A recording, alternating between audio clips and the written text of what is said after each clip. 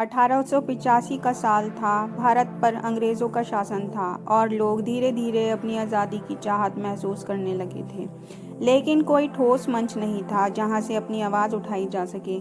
इसी समय एक अंग्रेज़ अधिकारी ए.ओ. ह्यूम, जिसने भारतीयों की तकलीफ़ें देखी थी, एक विचार लेकर आए।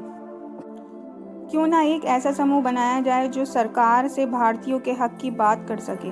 28 दिसंबर 1885 को बम्बई में गोकुलदास तेजपाल संस्कृत महाविद्यालय में कुछ उत्साही नेता इकट्ठा हुए।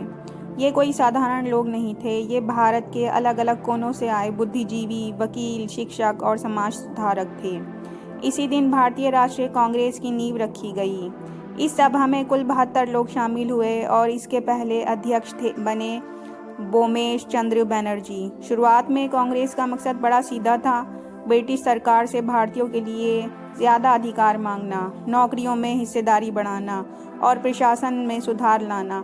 लेकिन जैसे जैसे समय बीता, कांग्रेस के भीतर भी बदलाव आने लगे। कुछ लोग मानते थे कि धीरे धीरे सुधार होंगे, जबकि कुछ का मानना था कि बिना संघर्ष के कुछ नहीं मिलेगा।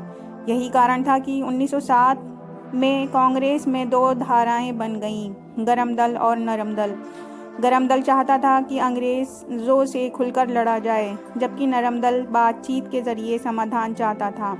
फिर आया 1919 जालियांवाला बाग का भयानक हत्याकांड। इसने पूरे भारत को हिला दिया। कांग्रेस अब पहले से कहीं ज़्यादा मजबूत और आक्रामक हो गई। फिर जब महात्मा गांधी कांग्रेस में आए तो उन्होंने इसे एक नई दिशा दी। असहयोग आंदोलन, सविनय अवज्ञा आंदोलन और भारत छोड़ो आंदोलन जैसे बड़े आंदोलनों को जन्म हुआ। लाखों भारतीय कांग्रेस के झंडे तले आ गए। अंग्रेज समझ चुके थे कि अब ये पार्टी सिर्फ सुधार की बात नहीं कर रही, बल्कि आज़ादी के लिए कमर कस चुकी है। फिर 15 अगस्त 1947 को भारत आज़ाद हो गया। कांग्रेस अपने सबसे बड़े लक्ष्य को हासिल कर चुकी थी।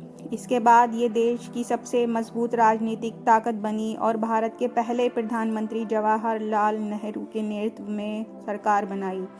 कई दशक बीते, कांग्रेस ने कई उतार चढ़ाव देखे, लेकिन एक सच्चाई हमेशा बरकरार रही। ये पार्टी भारतीय राजनीति का सबसे पुराना और सबसे बड़ा स्तंभ बनी रही, जिसने देश को आज़ादी दिलाने में सबसे अहम भूमिका निभाई।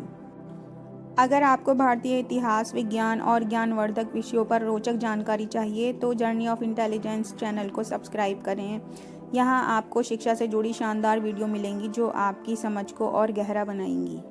आपका सपोर्ट हमें और बेहतरीन कंटेंट बनाने के लिए प्रेरित करता है। जय हिंद।